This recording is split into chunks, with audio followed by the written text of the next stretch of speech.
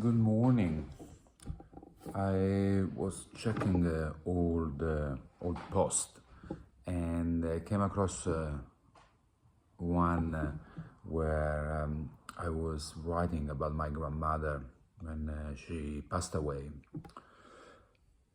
So some spiritualists believes that when you're about to die, just before you die, a few minutes before, even few days before, old souls or dead souls, they might come to visit you to reassure that it will be fine, not to be worried about what's coming next. And this is, it's been like told by many doctors and nurses as well, that even like some obviously believes it, someone doesn't. But over the years, happened, to hear stories of nurses saying that there were people under that deathbed that started all of a sudden to talk to someone that wasn't in the room, and a few hours later they passed away.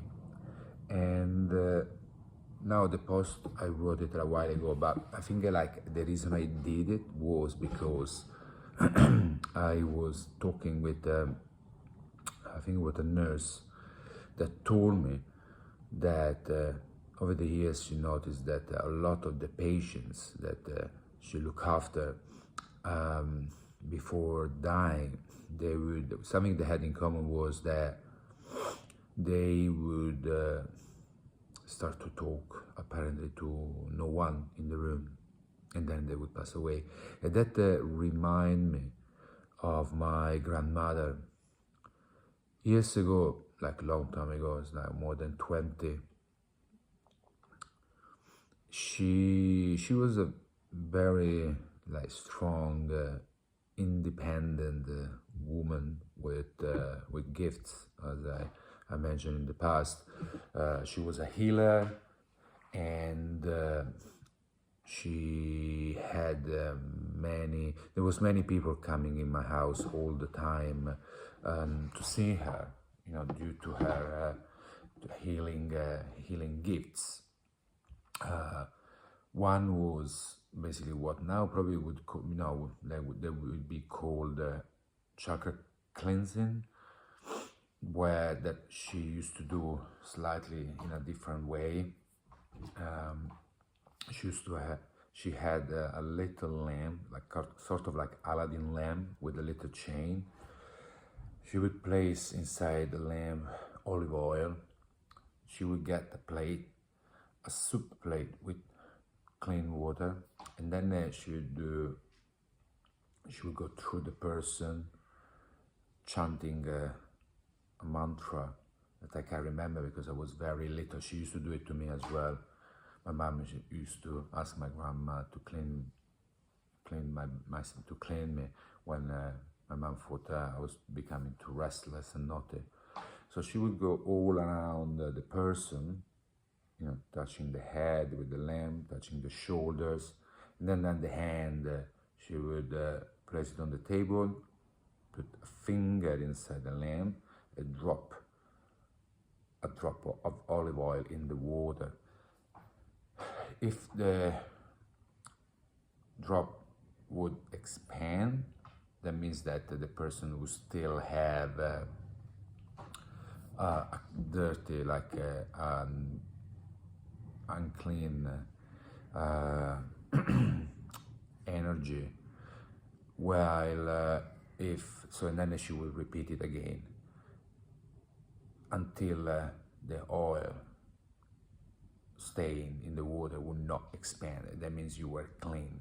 So at the time, my grandmother wouldn't use, and people wouldn't use the term chakras cleansing.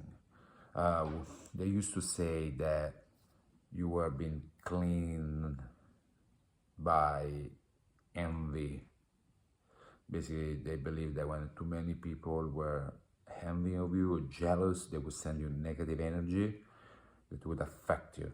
Basically, what now says when someone, thinks, when people have think about you badly, it send you negative energies that, if you don't know how to shield, will eventually affect you.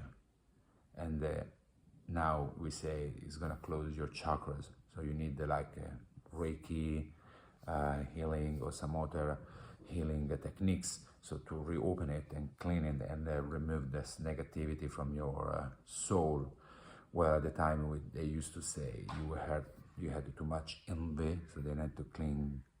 That you had to clean you from the envy you accumulated inside your body. The same concept, different words. And what was fascinating was that, so in theory, oil in the water cannot expand, but it would, until she would do it again, and eventually it would not. So obviously she would change water all the time. So after doing one, she would remove, get new fresh water, and then do it again, and then drop it. And the other gift she had, basically, she, from just touching, she could tell you what kind of problem you might have and which kind of a doctor appointment to take, so that you know exactly what to search for. And if there was some minor issue, like muscle issue, like she was able to heal it. And every time she was asked how she gained those gifts, how she learned those techniques, she always said that she wasn't allowed to say it, otherwise she would lose those gifts. So at the time I wasn't really interested, so only later on, when I got into this world of what is called spirituality, I started to ask information to parents and relatives. Nobody knew. Apparently only one very close sister knew the truth to how she gained those gifts. But she died years ago, so I never had the chance to talk and find out about it. So she was, as I said, she was very strong. She was very independent, even until she was, I think, 86, 87. So she always done things on her own. She had even we lived in the same house, but because we were on 2 floors, we had a little kitchen at the ground floor, and we had another kitchen on the first floor. But my grandmother always refused to come and eat with us. Most of the time she would refuse, because she wanted to cook for herself and not feel dependent to somewhere else. So, but one day, I think she was 88. She was taking a shower, and I remember I was going out, but after I left, I realized that I left. I think at the time, because at the time in the car we were to listen to music. We had the cassettes, and I think anyway, I forgot something. I think it was a music cassette to listen while driving. So I, walked back home, and I opened the door, and as I, got as I was going on in my room, I saw that my grandmother was lying naked in the bathroom. So coming out from the shower, she slipped and fell and broke her femor. So she had a surgery, but for a while, for a month, she had to stay on bed. And for someone like her that used to meet friends, used to go to the church every morning, very independent. That was really, really tough to handle.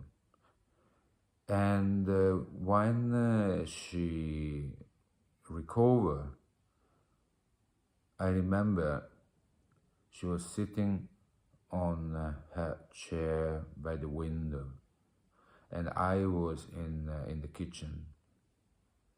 So I heard someone talking in her room. So I slowly made my way to her room, and from outside the door, without letting her know that I was there listening, I could hear my grandma talking, apparently to herself. So I opened the door and said, "Grandma, is everything okay?" And she was like, "Yeah, no worry, everything is okay, Ale." And I think it was the same night or the night before, or the night after, she died. She died in the sleep. She went to sleep and never woke up. And so I never obviously connected her talking to someone and her death until I spoke to this nurse, and she told me that she strongly believed that because every time those patients under that bed, they would talk to someone that wasn't in the room, but eventually they would die the same night or a few nights later. So making this nurse convinced that someone was there, even if she couldn't see it, and it was reassuring the person for, about the passage from death to this something else that I don't know, most of us doesn't know. So now I'm convinced that my grandmother that day was actually talking to some dead soul, and probably they were telling what was going to happen next. So, and because in all those years I now experience so many things that obviously I can't be sure about everything 100%, but due to my life experience about spirituality, I can say that it probably 99% probably was the case with my grandmother.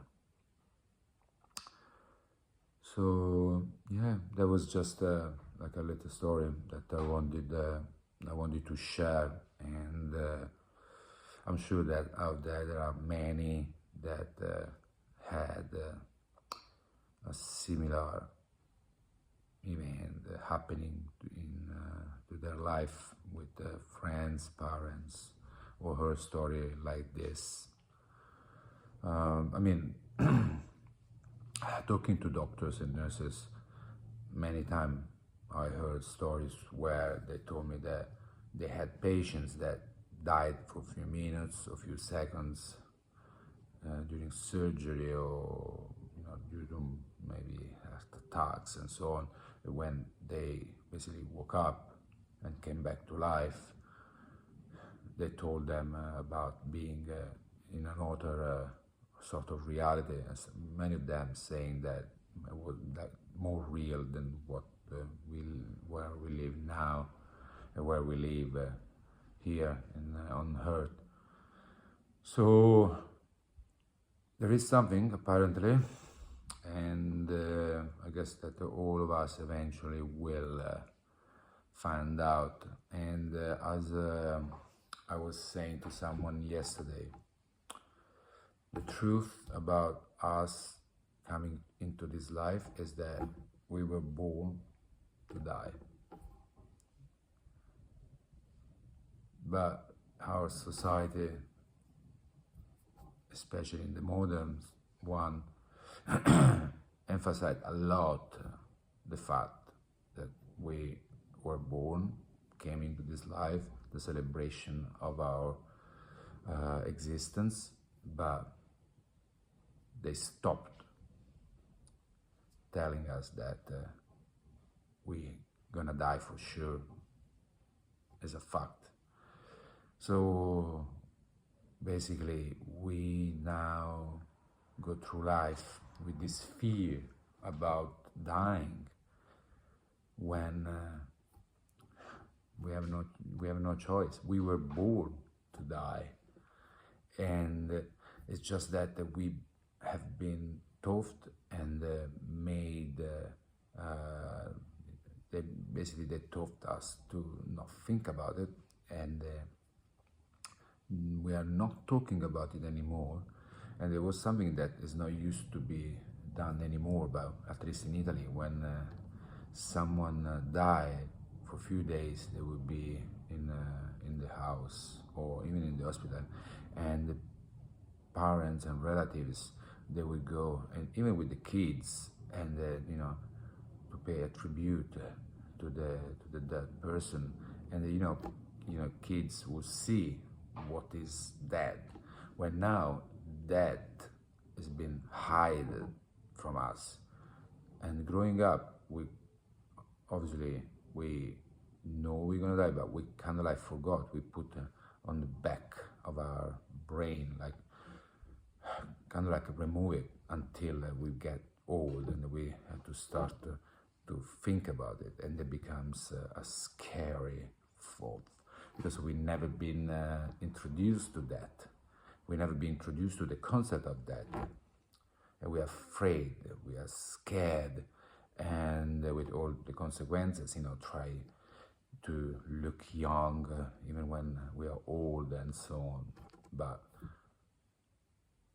the reality is that as we were born, we will die, and the two things are a part of our journey, until they will find a way maybe to keep us alive forever. But we really want that?